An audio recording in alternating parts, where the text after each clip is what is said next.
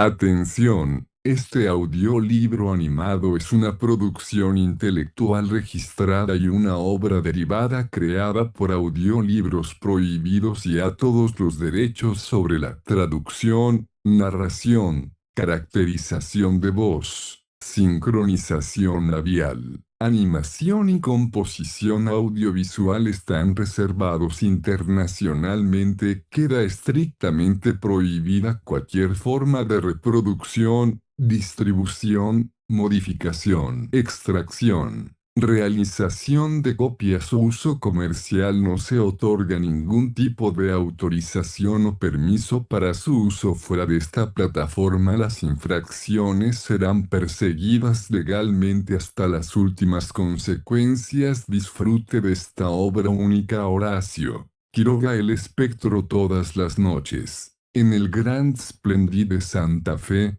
Enid y yo asistimos a los estrenos cinematográficos. Ni borrascas ni noches de hielo nos han impedido introducirnos, a las 10 en punto, en la tibia penumbra del teatro. Allí, desde uno u otro palco, seguimos las historias del film con un mutismo y un interés tales, que podrían llamar sobre nosotros la atención. De ser otras las circunstancias en que actuamos desde uno u otro palco, he dicho, pues su ubicación nos es indiferente, y aunque la misma localidad llegue a faltarnos alguna noche, por estar el Splendid en pleno, nos instalamos, mudos y atentos siempre a la representación. En un palco cualquiera ya ocupado no estorbamos, creo, o, por lo menos, de un modo sensible desde el fondo del palco, o entre la chica del antepecho y el novio adherido a su nuca. Enid y yo, aparte del mundo que nos rodea, somos todos ojos hacia la pantalla, y si en verdad alguno, con escalofrío de inquietud,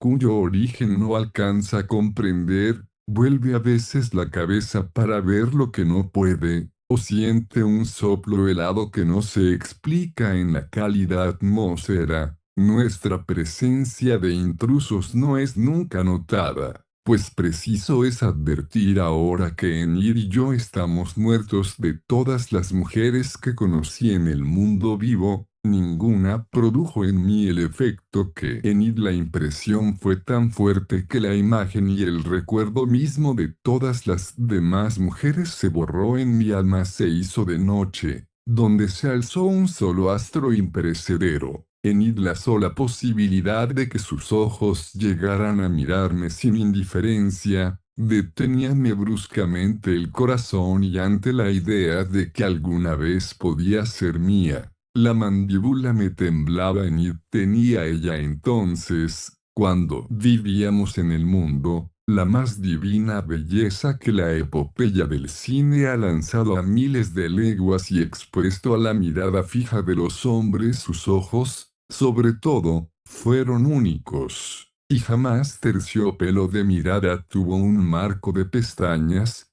como los ojos de Enid, terciopelo azul, húmedo y riposado, como la felicidad que sollozaba en ellos. La desdicha me puso ante ella cuando ya estaba casada. No es ahora de caso ocultar nombres. Todos recuerdan a Duncan Wyoming, el extraordinario actor que, comenzando su carrera al mismo tiempo que William Hart, tuvo, como y a la par de las mismas hondas virtudes de interpretación viril. Hart ha dado ya al cine todo lo que podíamos esperar de él, y es un astro que cae de Wyoming. En cambio, no sabemos lo que podíamos haber visto, cuando apenas en el comienzo de su breve y fantástica carrera creó, como contraste con el empalagoso héroe actual, el tipo del varón rudo, áspero, feo, negligente y cuanto se quiera, pero hombre de la cabeza a los pies,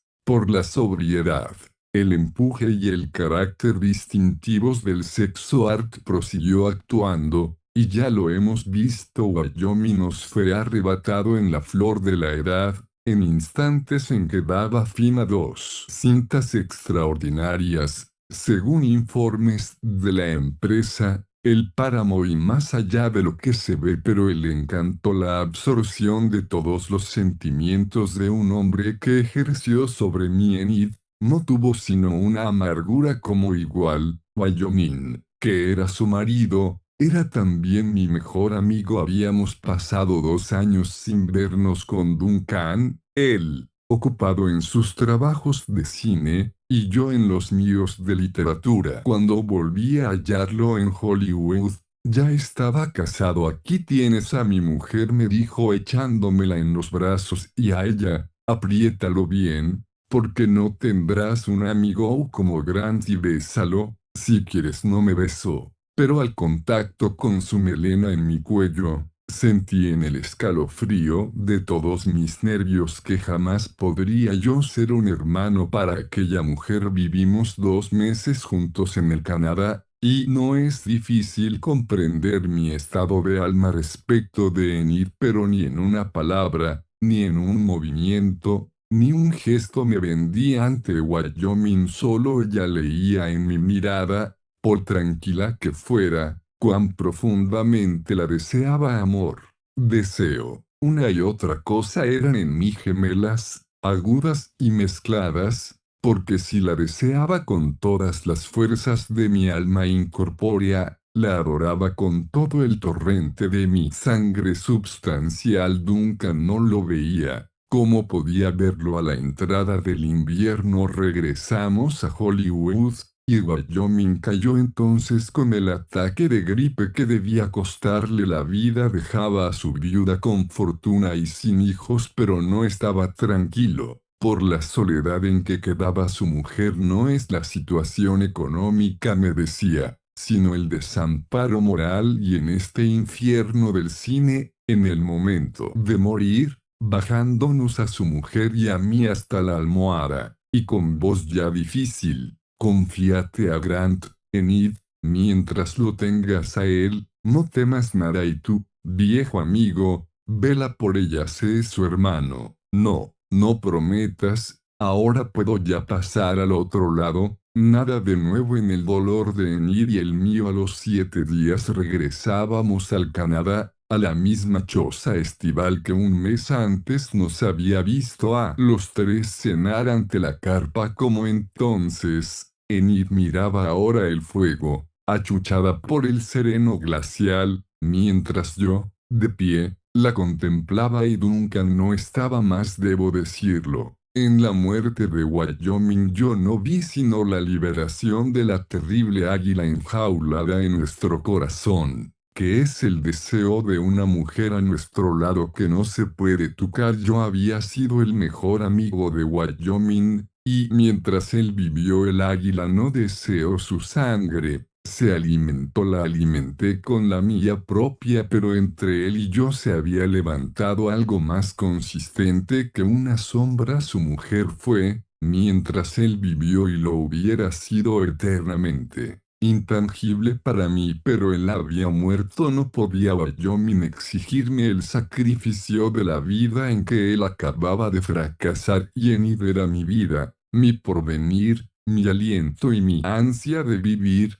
que nadie, ni Duncan, mi amigo íntimo, pero muerto, podía negarme. Vela por ella, sí, mas dándole lo que él le había restado al perder su turno, la adoración de una vida entera consagrada a ella durante 2 meses, a su lado de día y de noche. Velé por ella como un hermano, pero al tercero caí a sus pies. Enid me miró inmóvil, y seguramente subieron a su memoria los últimos instantes de Wyoming, porque me rechazó violentamente, pero yo no quité la cabeza de su falda. Te amo, Enid, le dije. Sin ti me muero. Tú, Guillermo, murmuró ella. Es horrible oírte decir esto. Todo lo que quieras, repliqué, pero te amo inmensamente. Cállate, cállate, y te he amado siempre, ya lo sabes. No, no sé si lo sabes. Enid me apartaba siempre, y yo resistía con la cabeza entre sus rodillas. Dime que lo sabías. No,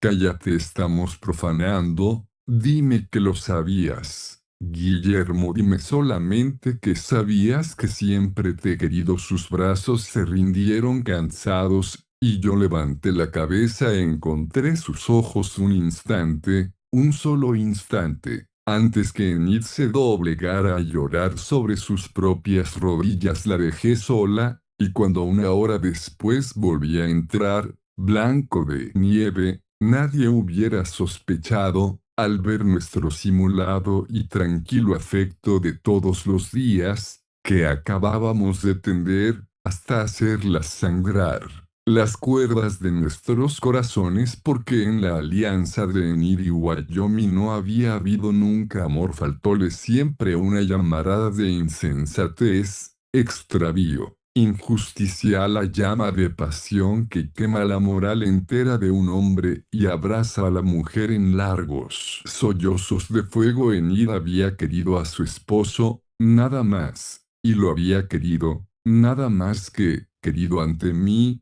que era la cálida sombra de su corazón, donde ardía lo que no le llegaba de Wyoming, y donde ella sabía iba a refugiarse todo lo que de ella no alcanzaba hasta él la muerte. Luego, dejando un hueco que yo debía llenar con el afecto de un hermano, a ella, Enid, que era mi sola sed de dicha en el inmenso mundo. A los 3 días de la escena que acabo de relatar, regresamos a Hollywood y un mes más tarde se repetía exactamente la situación. Yo de nuevo a los pies de Enid, con la cabeza en sus rodillas, y ella queriendo evitarlo. Te amo cada día más, Enid. Guillermo, dime que algún día me querrás. No, dime solamente que estás convencida de cuánto te amo. No, dímelo. Déjame. ¿No ves que me estás haciendo sufrir de un modo horrible? Y al sentirme temblar mudo sobre el altar de sus rodillas,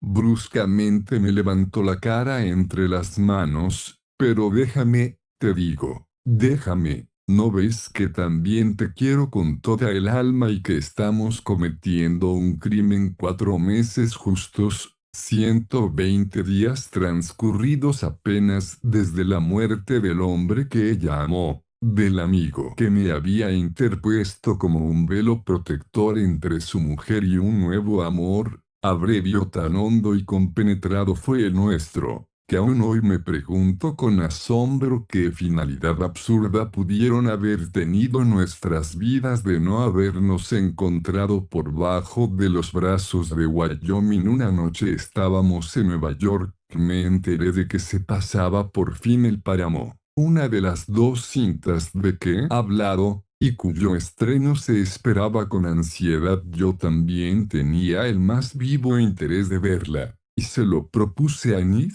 porque no un largo rato nos miramos, una eternidad de silencio, durante el cual el recuerdo galopó hacia atrás entre derrumbamiento de nieve y caras agónicas, pero la mirada de Enid era la vida misma, y presto entre el terciopelo húmedo de sus ojos y los míos no me dio sino la dicha convulsiva de adorarnos. Y nada más fuimos al Metropole, y desde la penumbra rojiza del palco vimos aparecer, enorme y con el rostro más blanco que a la hora de morir, a Duncan Wyoming. Sentí temblar bajo mi mano el brazo de Enid. Duncan, sus mismos gestos eran aquellos, su misma sonrisa confiada era la de sus labios, era su misma enérgica figura la que se deslizaba adherida a la pantalla, y a 20 metros de él, era su misma mujer la que estaba bajo los dedos del amigo íntimo. Mientras la sala estuvo a oscuras, ni Enid ni yo pronunciamos una palabra ni dejamos un instante de mirar, y mudos siempre. Volvimos a casa, pero allí Enid me tomó la cara entre las manos, largas lágrimas rodaban por sus mejillas, y me sonreía sin tratar de ocultarme sus lágrimas. Sí, comprendo, amor mío, murmuré, con los labios sobre un extremo de sus pieles, que, siendo un oscuro detalle de su traje, era asimismo toda su persona idolatrada. Comprendo, pero no nos rindamos. Si así olvidaremos Por toda respuesta, Enid, sonriéndome siempre, se recogió muda en mi cuello. A la noche siguiente volvimos, que debíamos olvidar la presencia del otro, vibrante en el haz de luz que lo transportaba a la pantalla palpitante de vida, su inconsciencia de la situación, su confianza en la mujer y el amigo. Esto era precisamente a lo que debíamos acostumbrarnos una y otra noche, siempre atentos a los personajes. Asistimos al éxito creciente del páramo. La actuación de Wyoming era sobresaliente y se desarrollaba en un drama de brutal energía. Una pequeña parte en los bosques del Canadá y el resto en la misma Nueva York. La situación central constituía una escena en que Wyoming, herido en la lucha con un hombre, tiene bruscamente la revelación del amor de su mujer a ese hombre, a quien él acaba de matar por motivos apartes de este amor. Wyoming acababa de atarse un pañuelo a la frente y tendido en el diván, jadeando aún de fatiga, asistía a la desesperación de su mujer sobre el cadáver del amante. Pocas veces la revelación del derrumbe, la desolación y el odio han subido al rostro humano con más violenta claridad que en esa circunstancia. A los ojos de Wyoming la dirección del film había exprimido hasta la tortura aquel prodigio de expresión, y la escena se sostenía un infinito número de segundos, cuando uno solo bastaba para mostrar al rojo blanco la crisis de un corazón en aquel estado. Enid y yo, juntos e inmóviles en la oscuridad, admirábamos como nadie al muerto amigo, cuyas pestañas nos tocaban casi cuando Wyoming venía desde el fondo a llenar él solo la pantalla, y al alejarse de nuevo a la escena del conjunto, la sala entera parecía estirarse en perspectiva. Y Enid y yo, con un ligero vértigo por este juego, sentíamos aún el roce de los cabellos de Duncan que habían llegado a rozarnos, porque continuábamos yendo al Metrópole. ¿Qué desviación de nuestras conciencias nos llevaba ya noche a noche a empapar en sangre nuestro amor inmaculado? ¿Qué presagio nos arrastraba como a sonámbulos ante una acusación alucinante que no se dirigía a nosotros, puesto que los ojos de Wyoming estaban vueltos a otro lado, a donde miraba no sé a dónde, a un palco cualquiera de nuestra izquierda? Pero una noche noté, lo sentí en la raíz de los cabellos, que los ojos se estaban volviendo hacia nosotros. Enid debió de notarlo también, porque sentí bajo mi mano la honda sacudida de sus hombros. Hay leyes naturales, principios físicos que nos enseñan cuán fría magia es esa de los espectros fotográficos danzando en la pantalla, remedando hasta en los más íntimos detalles una vida que se perdió. Esa alucinación en blanco y negro es solo la persistencia helada de un instante, el relieve inmutable de un segundo vital. Más fácil nos sería ver a nuestro lado a un muerto que deja la tumba para acompañarnos que percibir el más leve cambio en el rastro lívido de un film perfectamente, pero a despecho de las leyes y los principios. Wyoming nos estaba viendo. Si para la sala el páramo era una ficción novelesca, y Wyoming vivía solo por una ironía de la luz, si no era más que un frente eléctrico de lámina sin costados ni fondo, para nosotros Wyoming, Enid y yo, la escena filmada vivía flagrante, pero no en la pantalla, sino en un palco, donde nuestro amor sin culpa se transformaba en monstruosa infidelidad ante el marido vivo, farsa de actor, odio fingido por Duncan ante aquel cuadro de El Páramo. No, allí estaba la brutal revelación, la tierna esposa y el amigo íntimo en la sala de espectáculos, riéndose, con las cabezas juntas, de la confianza depositada en ellos. Pero no nos reíamos, porque noche a noche, palco tras palco, La mirada se iba volviendo cada vez más a nosotros. Falta un poco aún. Me decía yo, mañana será, pensaba Enid mientras el metrópole ardía de luz. El mundo real de las leyes físicas se apoderaba de nosotros y respirábamos profundamente, pero en la brusca cesación de la luz,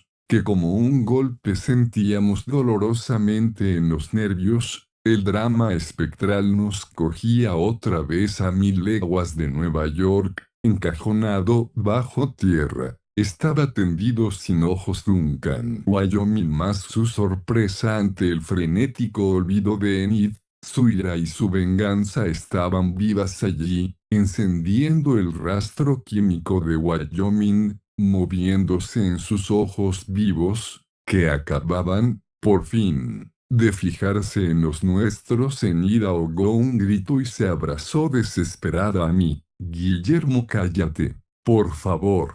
Es que ahora acaba de bajar una pierna del diván. Sentí que la piel de la espalda se me erizaba, y miré, con lentitud de fiera y los ojos clavados en nosotros. Wyoming se incorporaba del diván. Enid y yo lo vimos levantarse, avanzar hacia nosotros desde el fondo de la escena, llegar al monstruoso primer plano. Un fulgor deslumbrante nos cegó. A tiempo que Enid lanzaba un grito, la cinta acababa de quemarse más en la sala iluminada. Las cabezas todas estaban vueltas a nosotros. Algunos se incorporaron en el asiento a ver lo que pasaba. La señora está enferma. Parece una muerta, dijo alguno en la platea. Más muerto parece él, agregó otro. El acomodador nos tendía ya los abrigos y salimos. ¿Qué más? Nada. Sino que en todo el día siguiente Enid y yo no nos vimos, únicamente al mirarnos por primera vez de noche para dirigirnos al metrópole. Enid tenía ya en sus pupilas profundas la tiniebla del más allá, y yo tenía un revólver en el bolsillo. No sé si alguno de la sala reconoció en nosotros a los enfermos de la noche anterior. La luz se apagó, se encendió y tornó a apagarse, sin que lograra reposarse una sola idea normal en el cerebro de Guillermo Grant,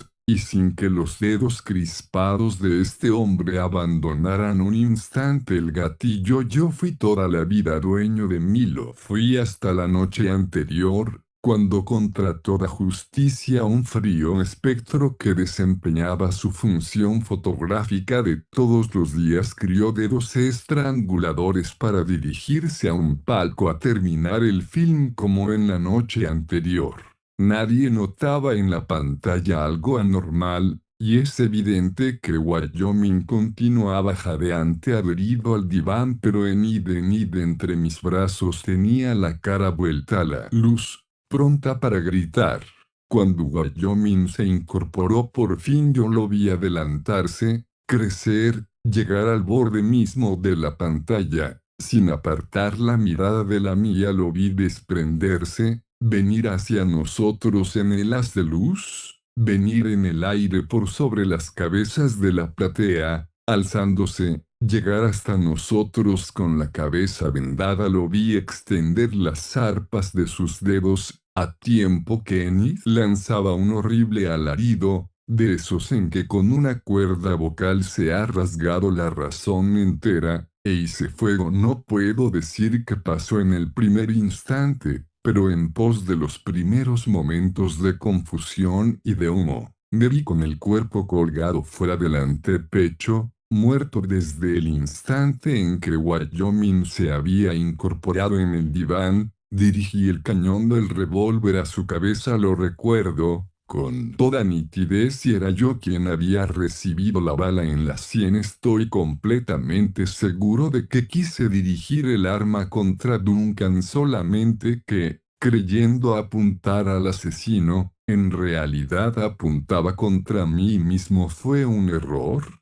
una simple equivocación, nada más, pero que me costó la vida 3 días después. Enid, quedaba a su vez desalojada de este mundo y aquí concluye nuestro idilio, pero no ha concluido. Aún no son suficientes un tiro y un espectro para desvanecer un amor como el nuestro más allá de la muerte, de la vida y sus rencores. Enid y yo nos hemos encontrado invisibles dentro del mundo vivo. Enid y yo estamos siempre juntos. Esperando el anuncio de otro estreno cinematográfico. Hemos recorrido el mundo, todo es posible esperar menos que el más leve incidente de un film pase inadvertido a nuestros ojos. No hemos vuelto a ver más el páramo. La actuación de Wyoming en él no puede ya depararnos sorpresas fuera de las que tan dolorosamente pagamos. Ahora nuestra esperanza está puesta en más allá de lo que se ve. Desde hace 7 años la empresa filmadora anuncia su estreno, y hace 7 años que Enid y yo esperamos. Duncan es su protagonista, pero no estaremos más en el palco, por lo menos en las condiciones en que fuimos vencidos en las presentes circunstancias. Duncan puede cometer un error que nos permita entrar de nuevo en el mundo visible, del mismo modo que nuestras personas vivas, hace 7 años, le permitieron animar la helada lámina de su film. Enid y yo ocupamos ahora, en la niebla invisible de lo incorpóreo, el sitio privilegiado de acecho que fue toda la fuerza de Wyoming en el drama anterior. Si sus celos persisten todavía, si se equivoca al vernos y hace en la tumba el menor movimiento hacia afuera,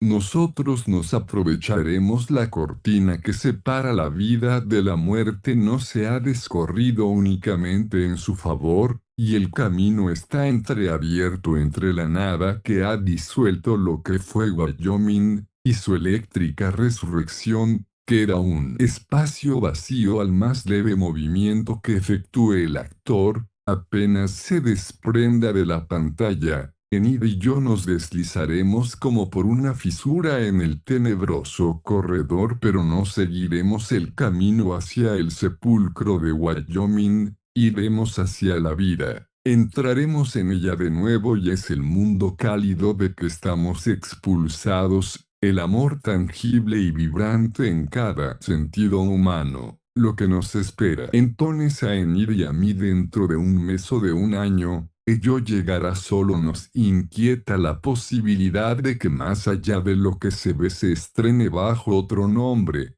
como es costumbre en esta ciudad. Para evitarlo, no perdemos un estreno noche a noche. Entramos a las 10 en punto en el Grand Splendid, donde nos instalamos en un palco vacío ya ocupado, indiferentemente. Atención, este audiolibro animado es una producción intelectual registrada y una obra derivada creada por Audiolibros Prohibidos, y a todos los derechos sobre la traducción, narración, caracterización de voz, sincronización labial, animación y composición audiovisual están reservados internacionalmente. Queda estrictamente prohibida cualquier forma de reproducción, distribución, modificación, extracción, realización de copias o uso comercial. No se otorga ningún tipo de autorización o permiso para su uso fuera de esta plataforma. Las infracciones serán perseguidas legalmente hasta las últimas consecuencias. Disfrute de esta obra única.